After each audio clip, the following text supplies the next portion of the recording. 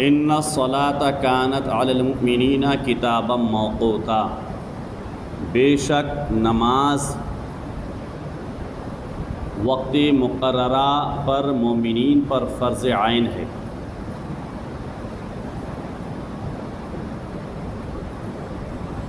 نماز ایک رکن بنیادی ہے ارکان شریعت میں، نماز ایک رکن بنیادی ہے ارکان شریعت میں بیان ہوتی ہے، جس سے سرمدی تنظیم ملت میں بیان ہوتی ہے، جس سے سرمدی تنظیم ملت میں نماز کی جس قدر قرآن میں اللہ تبارک تعالیٰ نے تاکید فرمائی ہے نماز ادا کرنے پر، اور نماز نہ ادا کرنے پر جس قدر وعیدیں وارد ہوئی ہے یعنی عذاب، اس قدر کسی دوسرے اعمال پر تاکیدیں نہیں آئی ہیں۔ اور نماز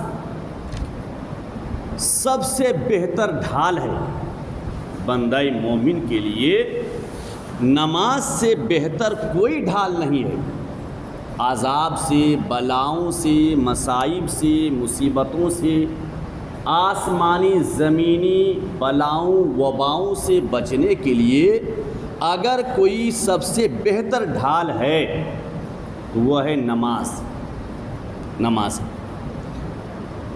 بلکہ نماز مومنین کے لیے دنیا اور آخرت دونوں جگہ کے لیے کامیابی کا سامان ہے، دنیا میں بھی اور آخرت میں بھی، قبر میں بھی اور حشر میں بھی۔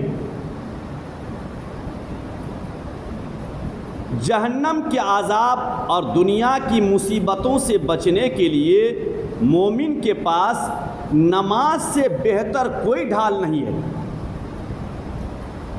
سب سے اہم اور مضبوط اگر کوئی ڈھال ہے تو وہ ہے نماز، وہ ہے سجدہ۔ تمام انبیاء کرام علیہم السلام کا یہی معمول رہا کہ وہ تمام مصائب اور آلام کے وقت میں نماز میں مشغول ہو جاتے تھے۔ جب کوئی مصیبت آنی ہوتی تھی تو فوراً نماز کے جانب رجوع کرتے تھے۔ جب کوئی آسمان سے بلائیں نازل ہوتی تھی، جب کوئی مصیبت آتا ہوا نظر آتا تھا تو صحابہ کرام کا یہ معمول رہا اور انبیاء کرام کا بھی یہ معمول رہا کہ وہ فوراً رجوع ہوتے تھے نماز کے جانب، خدا کے گھر کے جانب اللہ کو سجدہ کرتے تھے، کیونکہ آقا کریم رؤوف رحیم امام الانبیاء شفیع محشر مالک بحر و بر حاکم خشک نے ارشاد فرمایا، کانا رسول اللہ صلی اللہ تعالی علیہ وسلم اذا حزبہ امر فزع الی الصلاۃ۔ آقا کریم نے ارشاد فرمایا کہ جب کوئی سخت معاملہ درپیش ہوتا تھا تو آپ فوراً نماز کی جانب متوجہ ہو جاتے تھے، فوراً نماز کی جانب چلتے تھے۔ یہاں تک کہ حدیثوں میں یہ بات پائی جاتی ہے کہ اگر کسی کے گھر میں کوئی میت ہو جاتی تھی، اس کی خبر اگر آپ کو ملتی تھی تو آپ تمام کاموں کو چھوڑ کر پہلے وضو کرتے تھے اور وضو کر کے 2 رکعت نماز نفل ادا کر کے رب کی بارگاہ میں ان کے حق میں مغفرت کی دعا کیا کرتے تھے۔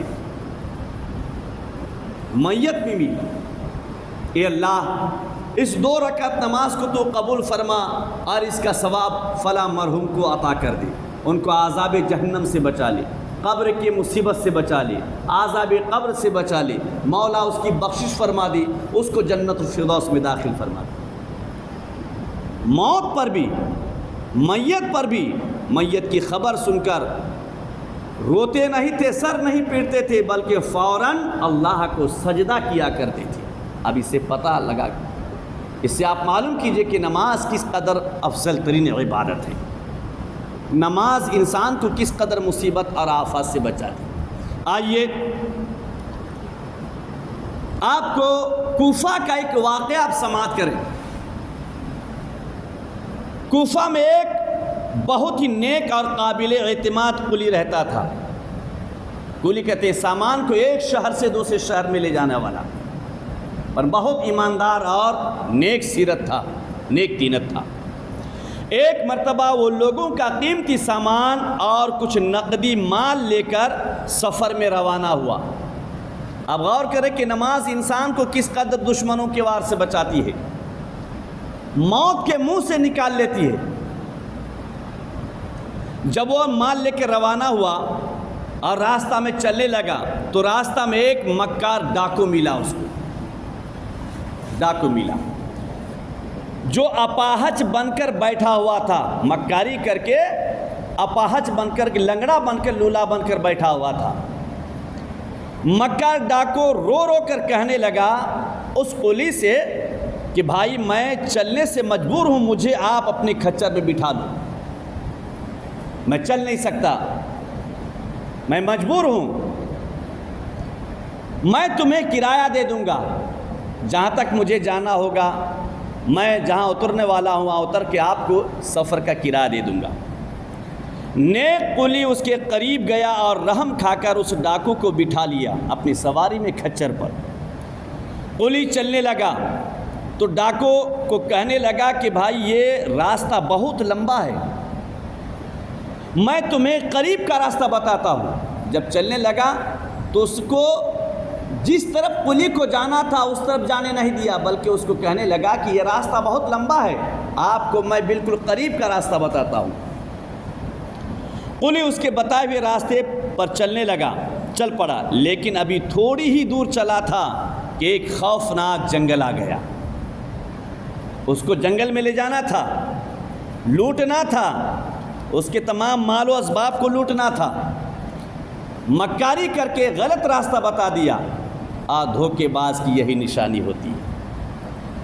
یاد رکھیں، دھوکے باز، مکار کی زبان میٹھی ہوتی ہے، دل کڑوا ہوتا ہے.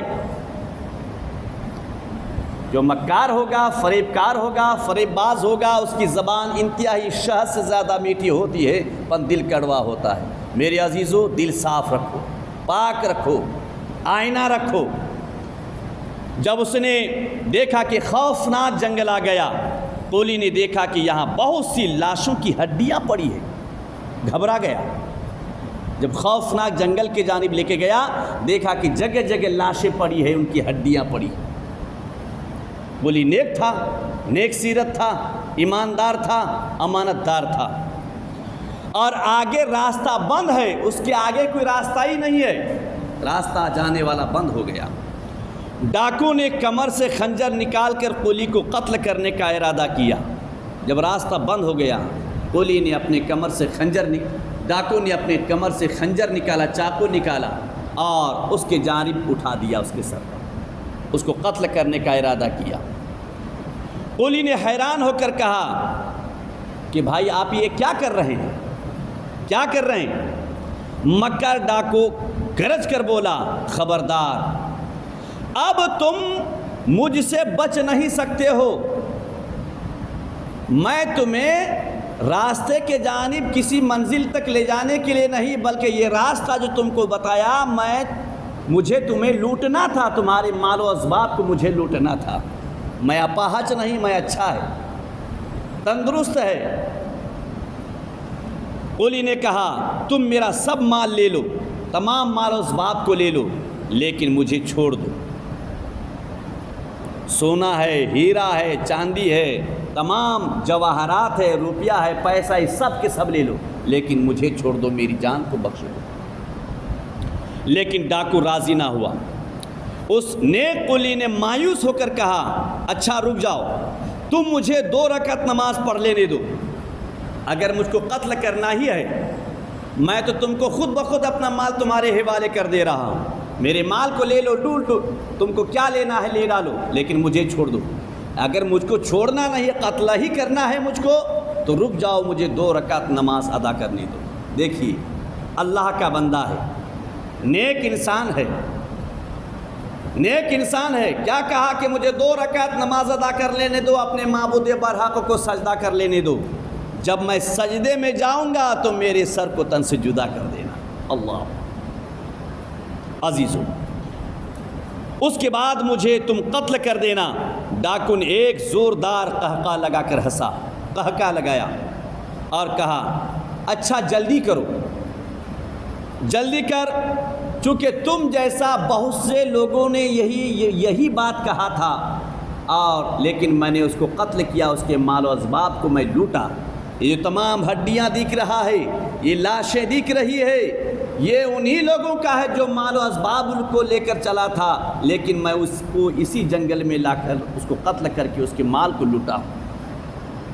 میری عزیزوں، قولی نے نماز شروع کر دی، تھر تھراتے ہوئے اللہ کے بارگاہ میں کھڑا ہو گیا، رب کے بارگاہ میں کھڑا ہو گیا، چونکہ وہاں بچانے والا کوئی نہیں تھا، وہاں بچانے والا کوئی دوست نہیں تھا، وہاں بچانے والا کوئی بھائی نہیں تھا، وہاں بچانے والا کوئی رشتہ دار نہیں تھا، اگر تھا تو ایک نیک انسان تھا، اور اس کو بچانے والا اس کا رب تھا، وحدہ لا شریک تھا، اللہ وحدہ لا شریک ہے۔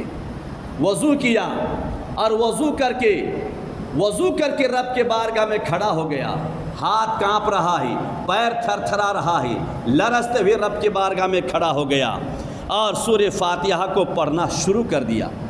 سورہ فاتحہ پڑھنے کے بعد پریشانی میں اس کو دوسری کوئی صورت یاد ہی نہیں آ رہی تھی، قرآن کی بے شمار صورتیں اس کو یاد تھی، لیکن ڈاکو کے خوف سے، موت کے ڈر سے اس کو صورتیں یاد نہیں آ رہی تھی۔ میرے عزیزو، چونکہ ادھر ڈاکو خنجر دکھا کر تقاضا کر رہا تھا جلدی پڑھ، جلدی سجدہ کر۔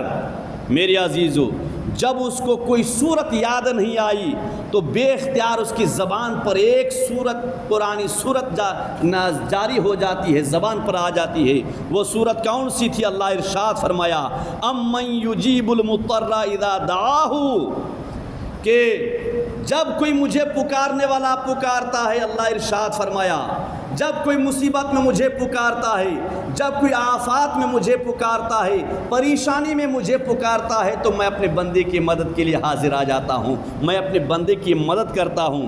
میرے عزیزو، پڑھنا تھا، قولی اس آیت کو پڑھنے لگا اور اس کی آنکھوں سے آنسو جاری ہو گئے۔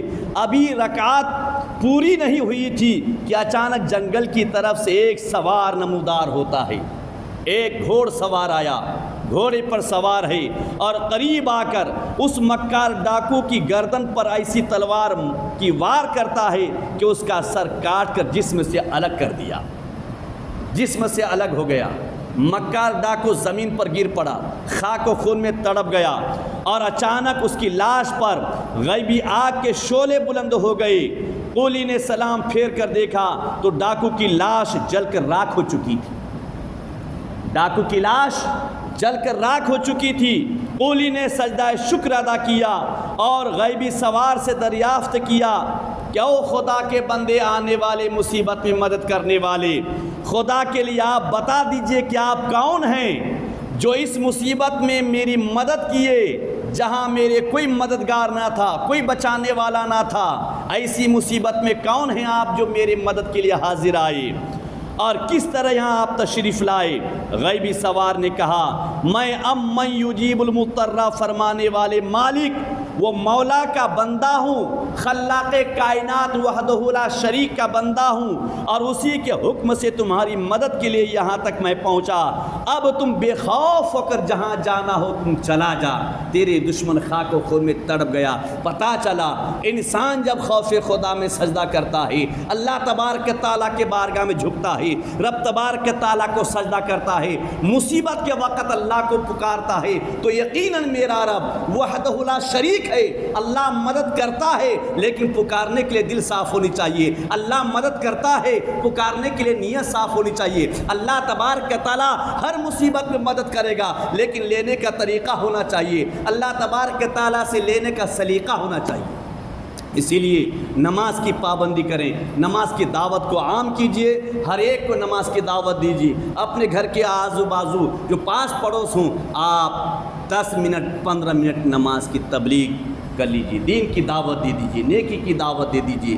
آپ ذمہ داری سے آدھا بھی ہو جائیں گے اور بے شمار ثواب اللہ تبارک تعالیٰ آپ کو دے گا. لیکن ہر مصیبت میں آپ سجدہ کر کے اللہ سے مدد مانگیے. اللہ فرماتا وَاسْتَعِينُوا بِالصَّبْرِ وَالصَّلَاةِ، مدد مانگو صبر سے اور نماز کے ذریعے سے اللہ تبارک تعالیٰ سے مدد مانگیے. اللہ کی بارگاہ میں دعا ہے ہم سب کو نماز پنج گانہ کی